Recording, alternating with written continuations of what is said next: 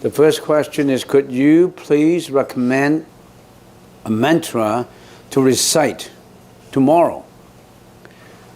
Extend compassion on November 11th, Remembrance Day. Is tomorrow November 11th? No. It's next week. In other words, what do we recite in order to give blessings to everybody on Remembrance Day, something like that? So many of them, maybe we use a simple one. We highly honor a very simple one, which is Om Mayura Grande Swaha. That's a very simple one. And this one would give peace to all state of countries, to all countries or cities, particularly those who are subject to natural disasters like earthquake, tsunami, weather, all kinds of severe weathers, and which Vancouver is subject to earthquake in some cases. And maybe we should chant the Peacock Sutra. That would be protection of the whole state, of the whole cities. This mantra is effective in doing that. The second, other than protecting the country, how about one's individual? It is a mantra that's an antidote to what? To poison. Why do we have sickness? Because we have germs inside of us. We have certain poisons inside of us. That's why some people have incurable disease because of these germs, because of this, lots of germs that kill the body. So this particularly is to get rid of all these bad germs in the body. In other words, get rid of all the sickness. And also, this is a mantra of longevity. So this is easy to do. So if you're asking me, this is what I recommend for now, for Remembrance Day. So we want to try that now? Let's put, it's a peacock mantra, then you can do this. And with a peacock, like this is the tail and this is the head, right? The head and the tail, put your fingers like that, right? And then twist it around like this. So that you have the two last fingers coming out, and this is the head. This is the head. All right, did you see that? Okay. That is for the very polite, very courteous peacock. For the peacock that is very active is this, on top. So they even move it. Om Mayura Grande Swaha, Om Mayura Grande. This is the wing, right? This is the wing. But right now we don't need that. We just, we're sitting down in here, we use this. Okay. Let's try to chant. Om Mayura Grande Swaha, Om Mayura Grande Swaha, Om Mayura Grande Swaha, Om Mayura Grande Swaha, Om Mayura Grande Swaha, Om Mayura Grande Swaha, Om Mayura Grande Swaha. So the mantra that on Remembrance Day, this is the mantra. If you chant this mantra all the time, good health, relieve yourself from all kind of poison, and peace to the country that you're living in, free from earthquake. We are due for an earthquake, Vancouver is due for an earthquake already. But somehow we didn't have it. Maybe it will be for another 100 years or 200 years, we don't know. But according to geologists, they said it's long due, it just didn't come. And an earthquake will be disastrous if it's an earthquake. And so don't do it when it happened. Try to prevent it. And that's something good for Remembrance Day. Actually, you are giving blessings to the country, to blessings to everybody. Give out, be compassionate. Don't just for yourself. Be compassionate, wishing the country, the nation, on Remembrance Day to be peaceful, to be free from earthquake and all natural disasters, and everybody lead a longer life, healthier life. Isn't that the best blessings you want? Right? That's Remembrance Day. All right? Okay. So, second half of the question. Also, thank you for the level of detail you include in your Dharma talks. It is very useful to my practice. Yeah, we've gone into a lot of detail in the consciousness. It should be quite helpful. Yeah, and we've been putting all my Dharma talks in YouTube and in our website, and for a number of years already. Both on the Chinese side and on the English side. On the Chinese side, I used 2 languages. I spoke 2 languages, the Mandarin language and the Cantonese. But there are a lot of English lectures on YouTube and on our website too. Our website have cooking in it, vegetarian cooking, have the history of the whole temple, have even a Facebook on it and registration. Get into our website, www.buddhisttemple.ca. Buddhist temple being one word, .ca. So www.buddhisttemple.ca. You have a lot of information. You can also register for getting newsletter. You can have a lot of information in there. You'll be amazed how much information we have. We have been revamping it for 2 years now, and it's now on. I shouldn't say on the market, but yeah, it's on the market. I mean, on the society, you know. So try to get into it, and then you can also get into YouTube with all the lectures. We plan to do more of it, and surprisingly, I think not just in Hong Kong, we receive a lot of comments from Southeast Asia, from Singapore, Malaysia. Especially on the English side, from Singapore and Malaysia, because most of them speak good English in Singapore and Malaysia. So they like to absorb the English part of the lecture. Because in Singapore and Malaysia, they may not be very good at Chinese. When we talk about Buddhism, because a lot of it is written in ancient Chinese, even the Chinese, they don't understand. Don't think that when the Chinese listen to a Chinese talk about Buddhism, they understand. Not many people understand. And modern Chinese is quite different from the Chinese written, translated, you know, in the Ming Dynasty, in the Tang Dynasty, which is about 1,000 years ago. Some of them, you know, they're not the same. So even the Chinese people, they like to get to the English part of the lecture. That's the reason why we receive a lot of popularity in there. So.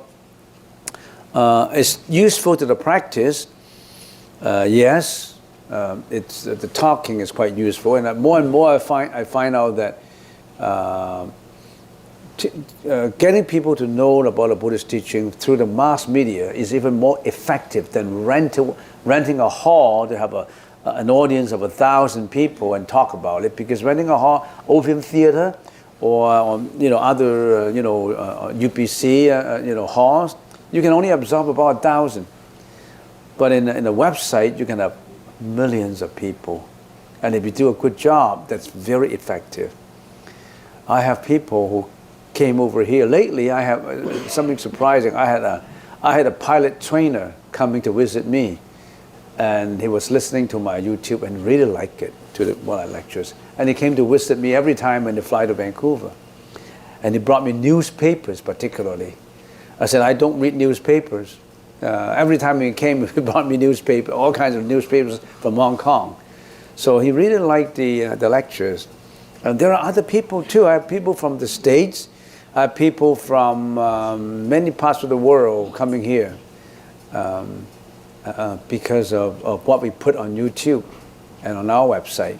So we'll be keeping, to update it and improve it in a better and better way. And you have been making these things happen, you may not realize it. You may not realize it subliminally. You have been making these things happen. You know why? Because you are the audience. If there's no audience, then I, being the speaker, may not be talking about it. Since you participate, you have been helping to make it happen all this number of years, particularly those who have been here for a long time.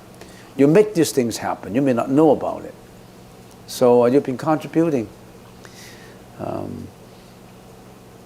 If you go to a gambling casino, you also make things happen too, but that's happened in a different way. So what do you choose to do?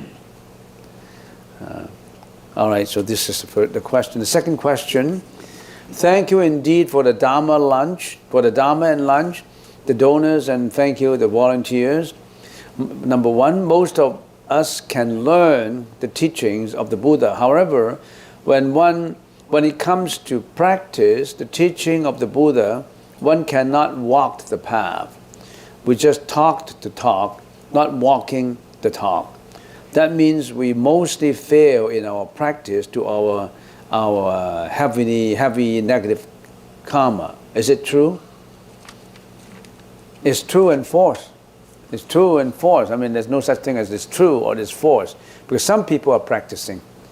But I think the proportion of people who are really practicing according what the Buddha was talking about is not out proportion those who are not practicing, who are not following. So I would say, if I just throw a rough estimates of the figures, maybe about 30% of the people, the rest of the 70%.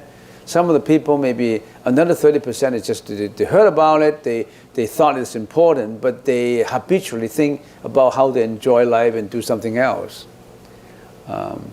So not a lot of people really walked the path. They listen to it, but habitually we just do what we want.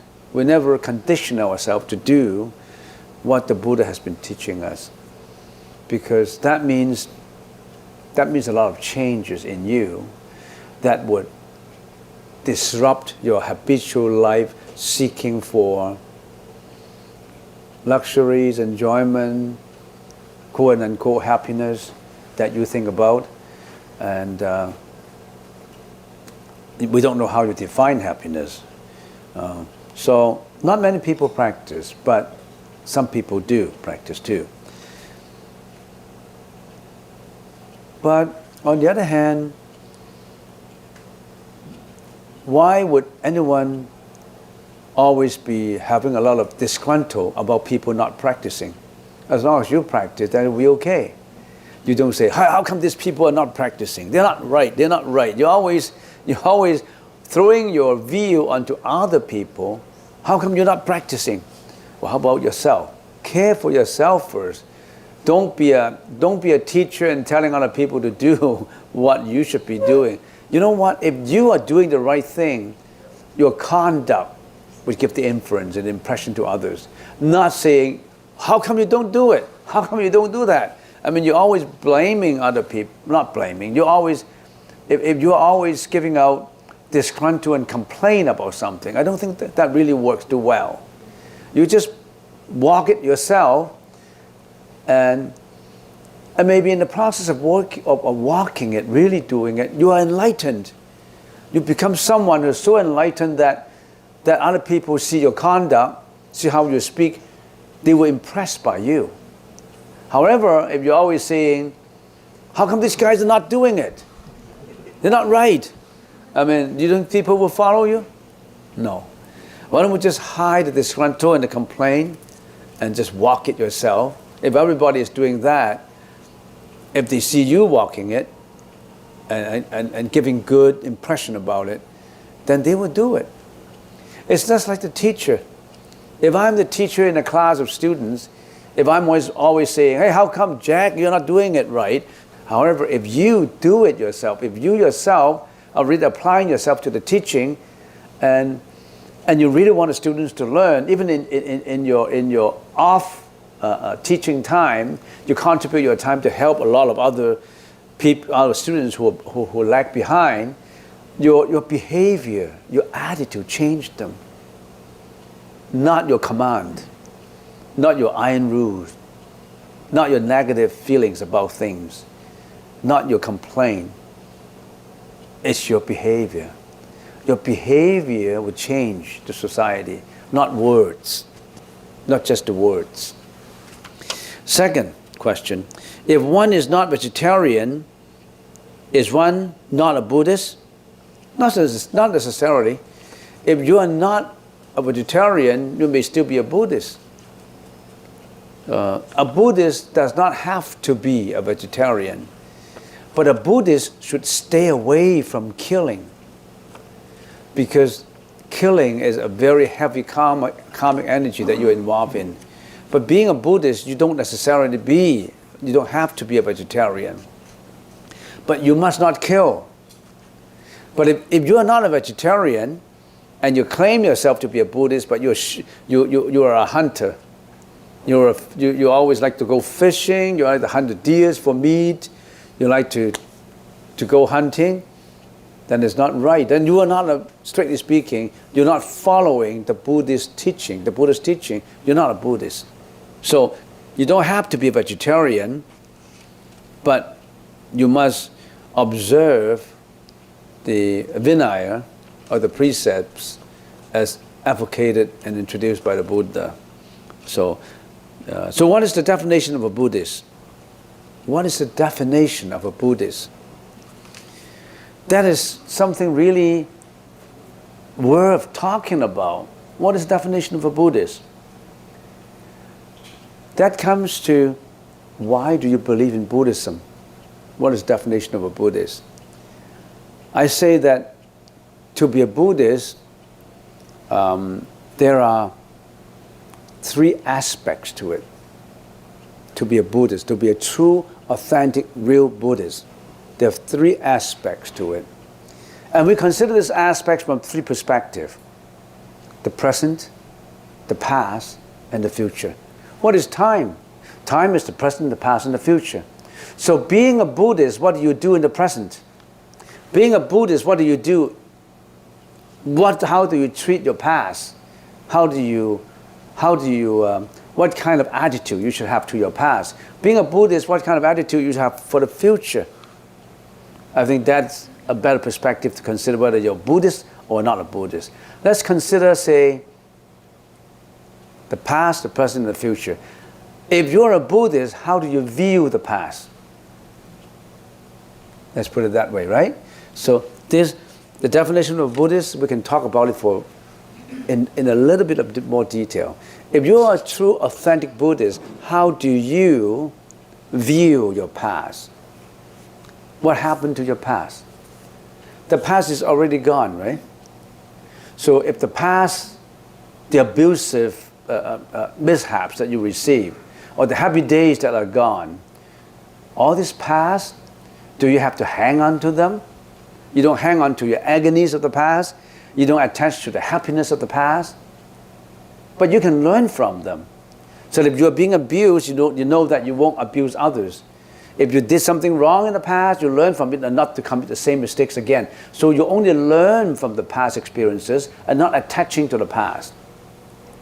When you attach to the past, what happened to you if you're a true, authentic Buddhist? You always involve yourself with the memory of the past. If somebody did you wrong in the past, you hate him. If somebody gave you happiness, you loved him. So there's hatred, love, anger, all kinds of emotions will come out because of past experiences. All those, you don't want to attach to them. So you let the past go.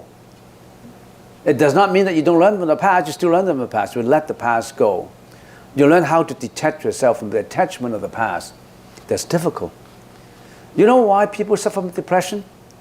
They always remember the bad experiences of the past, and they always bring the past bad experiences, the grieving experiences, the abusive experiences, and put it on the table of the present and ponder on it, and they get depressed about it. And finally they commit suicide because of this depression. They want to bring the past onto the present to think about it, but can the past happen again? You don't want the past to happen again, and it's not going to happen because you know that that's not a good past. So why do you bring something that is the past that will not happen and want it to happen into your mind again? You think by being depressive about it, the amount of depression you have can change what is in the past?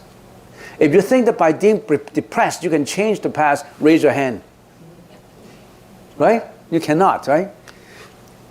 If you think that by being depressed you still cannot change your past, raise your hands.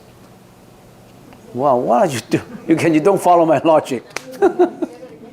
In other words, huh? Double negative. Sometimes it works too fast. I got a double negative. So that means for people, there's two kinds of people. I even got confused myself now. Because you throw back at me and I don't know about it. So don't scare of challenging people. He thinks too fast, you got to stop. I don't know what you're talking about. So anyway, you think any amount of depression would not change the past outcome. Is that right? You agree? Yes. If you agree, raise your hands.